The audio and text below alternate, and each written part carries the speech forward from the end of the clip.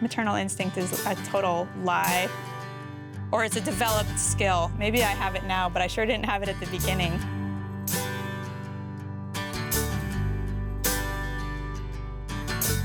I did always assume I would have kids. I didn't expect to have kids when I did. I was the program director of a nonprofit. The week I found out I was pregnant, I found out they were closing their Missoula chapter. My now husband was like a drummer in a bluegrass band and a bike messenger, so I was like, oh no, this is terrible. Not him, but just the whole set of circumstances. I was 25. I just felt woefully unprepared. My son was born. He's almost 15 now, and I still feel like I'm not quite ready. I thought I'd just feel blissed out all of the time, and I didn't. You know, it's just so much more. On both ends of that spectrum, the love was bigger than I expected, but so was all of this other conflicting emotion. What I didn't expect was sometimes feeling almost like buyer's remorse. You were kind of like, oh, how can I get out of this? You know, and you're holding the baby, kind of like, how can I get back to my other life? I had a group of friends I'd met in my birthing class. When we started getting together, at first it was really nice and everyone was smiling and everyone's really happy and everyone's doing great. Then people started kind of cresting through that shell and told the truth. I'm exhausted. I'm really frustrated with my partner. This hurts, this is hard. They were super real and super honest and gutsy and funny, and they just changed everything for me. Okay, everyone's kind of in this same messy, sloppy, scary boat. All of a sudden, a lot of those hard things became kind of funny, or when they would happen during the day, I'd be sort of like, oh, I can't wait to tell the girls. And it fundamentally changed me as a parent. So I started throwing a party for them. We did it the night before Mother's Day. We called it Mother's Day Eve. First year it was 45 women. By year 3, we were at 450.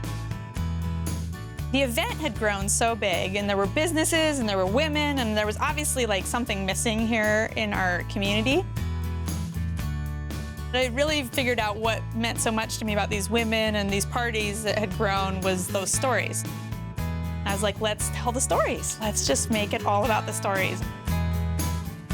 A lot of the magazines and blogs and things that were out there at the time were very like, how to lose baby weight and how to throw a perfect party.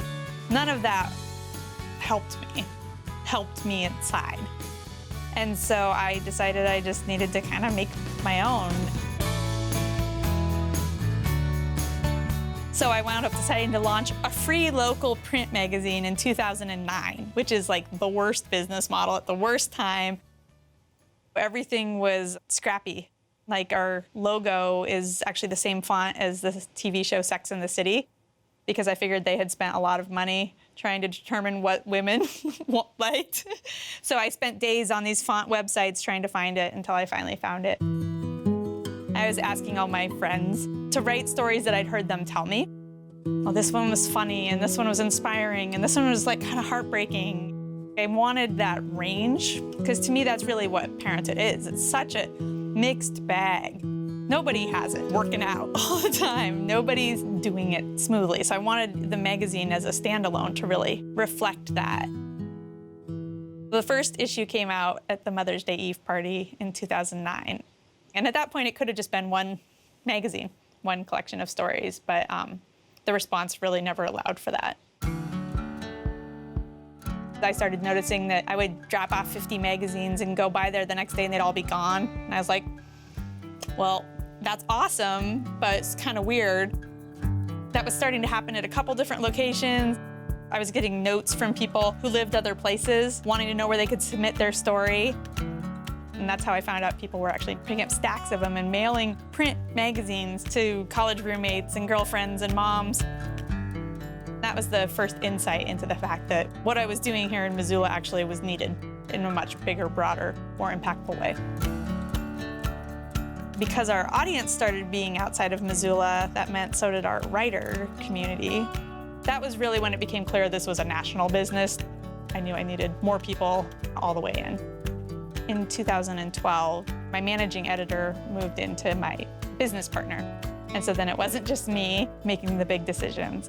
Very, very quickly, there was a great team. I don't think any of us really expected Mamalode to do what it wound up doing. At this point, we've published over 4,000 stories from over 1,500 writers. We've had submissions from about 3 times that. We have print readers in all 50 states and 10 other countries, which kind of blows my mind. And so the fact that people spend so much time engaging with our content or telling their story is incredible. I describe myself as the anti-perfect mom. My house, you could walk through it and you would maybe think grown-ups don't live there. The enormous amount of kids that feel comfortable coming into my house without knocking. I love it. How you doing, Elke? While they, make themselves something to eat. If I needed things to be a certain way in order to work, Mamalode certainly wouldn't exist. So I have to be able to put on the blinders and let Legos ping off my head, put on my headphones and just be able to keep working because I believe both in what they're doing and what I'm doing. I'm not an expert in how to parent, but I would definitely say that being honest is what will change everything. That's what it changed for me, is other people being honest.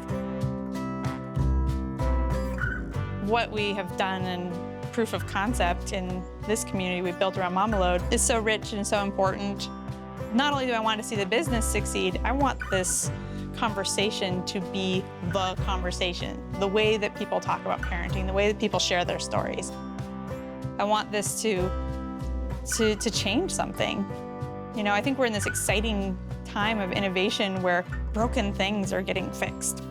Industries that have always kind of done something a certain way are now being completely revolutionized. And I want to do that for parenthood. There's a lot of gaps. It's hard. But, does it really have to be this hard? And could we be the leader in changing that?